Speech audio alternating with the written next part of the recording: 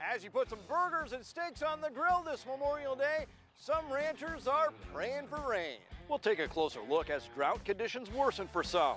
Plus, ethanol is caught in a political battle. We'll break it down. And much more than corn, we'll take you to a Nebraska potato farm growing for your favorite chips. It's time to watch agriculture in Nebraska grow.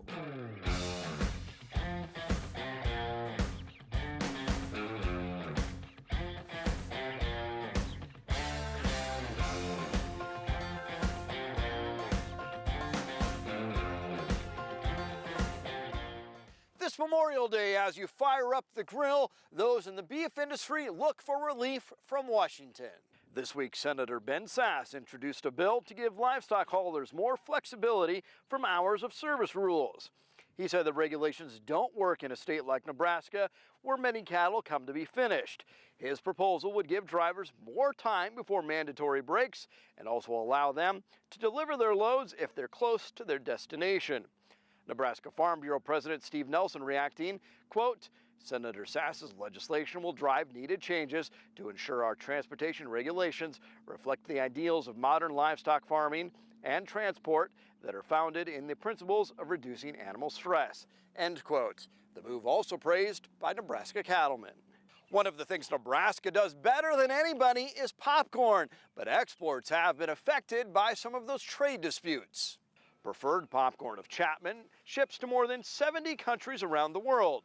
The company's CEO tells us American farmers can compete with anybody as long as there's a level playing field. It looked like business to China could suffer, but the company just got some welcome news.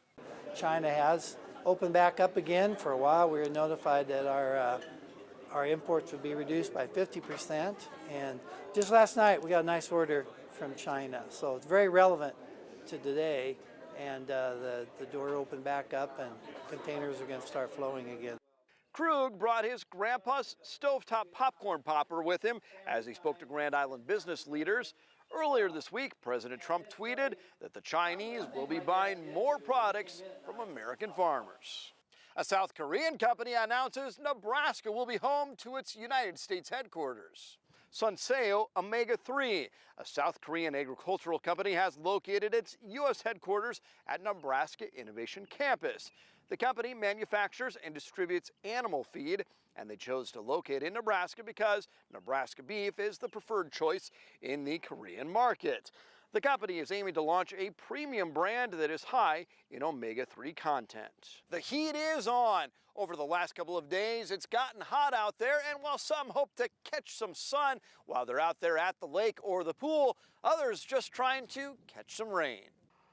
While many of us have picked up nice rains recently, others in south central Nebraska are starting to feel the impact of droughts.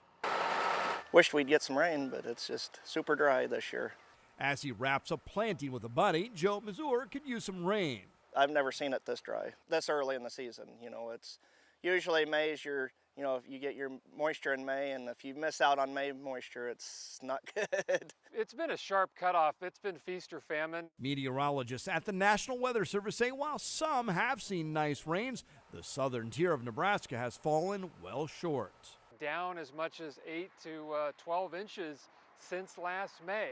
And that's quite a bit when you talk over the course of a year.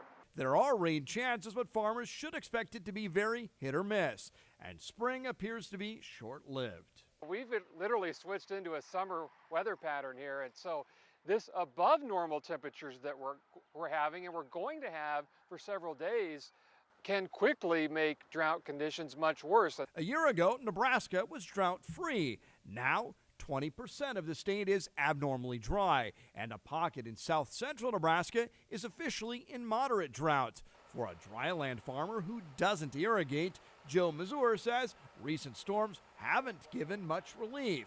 He says pastures haven't developed as hoped. And the wheat looks really bad too. As he travels to Grand Island, he notices how dramatic the change is.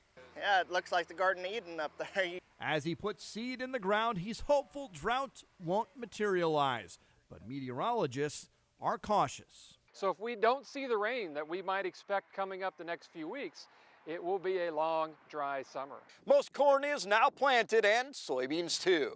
According to the USDA, as of last Monday, 88% of corn was planted. That's right on schedule. 53% had emerged ahead of average. And soybeans are 68% in the ground, also ahead of schedule. And this Memorial Day, it looks like many of you will cook up a steak.